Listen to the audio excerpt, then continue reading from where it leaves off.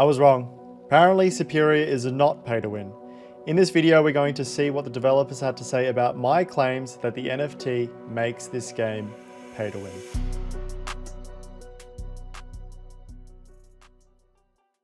It's a gamer's guide to the metaverse with Scars, and in my previous video, I did a project and gameplay review of the Web3 game by Drifter, Superior. And if you haven't seen that video, go check out the link in the top right. Basically, I thought this game was pretty good, but the major issue I had with this project was that the NFTs made the game feel a bit pay to win.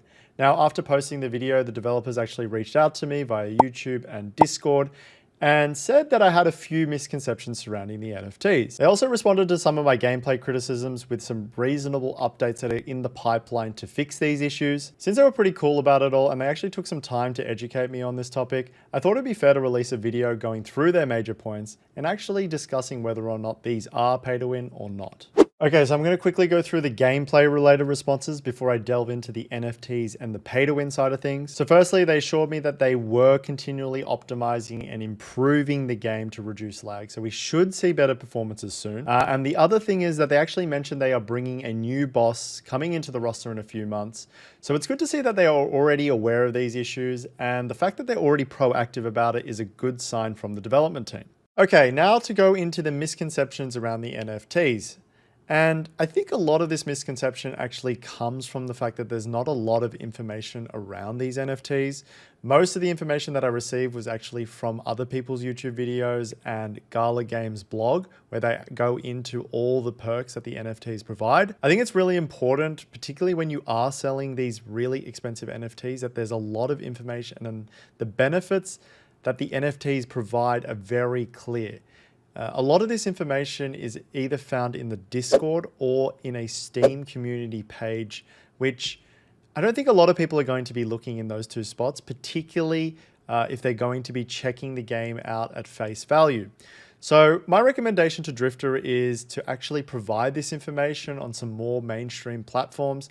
And I know that Drifter probably don't want to attach themselves too much to the Web3 NFT side of things, but I do think it's important that Drifter do have a very detailed section about what the NFTs do provide so that there is no misconceptions in the future. Anyway, let's get into it. So the first misconception I have is the higher levels. So originally, I thought the NFTs would just have a higher level than all non-NFT characters, and that is partly true, but basically what they've explained to me is that the NFTs will have a higher starting level cap.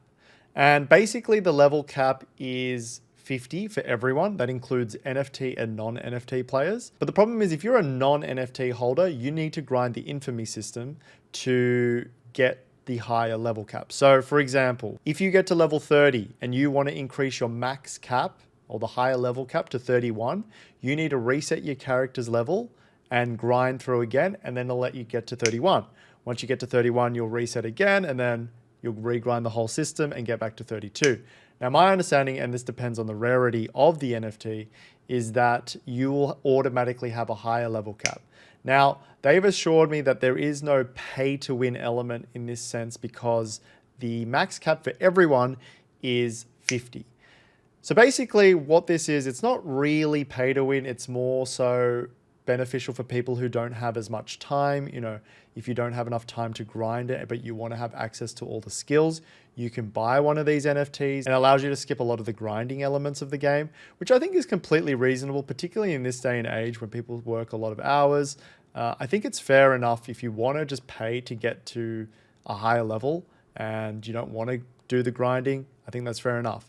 And that also doesn't really disadvantage other people too much from their gameplay perspective. As for the XP multiplier, I mean, it is what it is. There is accelerated XP rates for NFTs. The developers didn't go into too much detail as to what the specific XP growth rate is. And once again, this would be nice if we could have that information, at least make the information readily available. I couldn't find it. They didn't mention it in these comments. So that would be nice, and we can kind of gauge it, how much of an impact that would have. Personally, I don't think it's that much of an issue. Again, if people don't have enough time to grind and they want to use the XP multiplier to get to the highest level, I think that's fair enough. It's not really impacting other people's gameplay experience. Okay, so I think the higher level cap XP multiplier, yes, probably the hardcore gamers could argue that this is pay to win, but I don't think it's too much of an issue, if anything. So I agree with the developers that this is not too bad. But I still think the next part they brought up is still considered pay to win. I mean, the NFT gives players an expanded skill tree. Now, I've read in the Discord that these skills aren't that powerful and they're more designed for the cooperative side of things, which, okay, from a balance perspective is fine, but I still think there is a degree of pay to win. Getting access to skills that non-NFT players don't get access to, I think that's a pretty clear line has been crossed. Whether that's a bad thing or not, I don't really know. I don't play Superior at a competitive level. From what some of the hardcore Superior gamers have said in the Discord is that it's not too much of an issue. In fact, a lot of them don't even use those skills.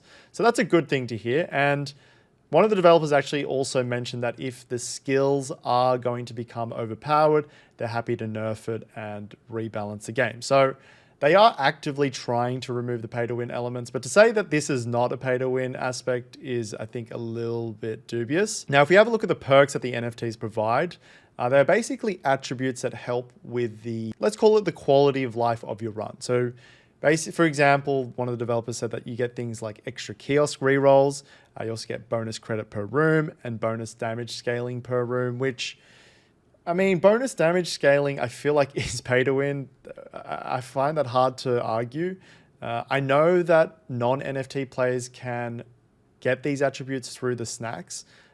Basically, snacks are things that you collect throughout runs, and you can then use them to improve these attributes yourself.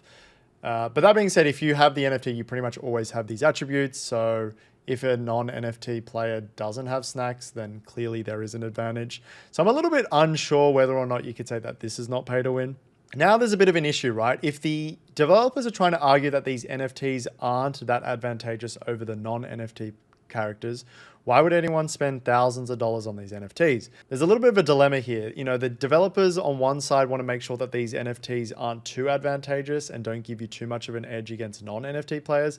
But at the same time, you need to provide value for someone who's going to spend thousands of dollars on these NFTs. That's where the lines get a little bit blurry. And this is why I still have an issue. Once again, I appreciate the developers reaching out to me and explaining that the game they've designed is trying to be not pay to win. And I do believe that these benefits that the NFT holders don't really impact the rest of the community too much. But that being said, then you're not really providing enough value for these NFTs. I personally think they should just stick to cosmetics. It just makes everything a lot easier. The ecosystem's a lot better.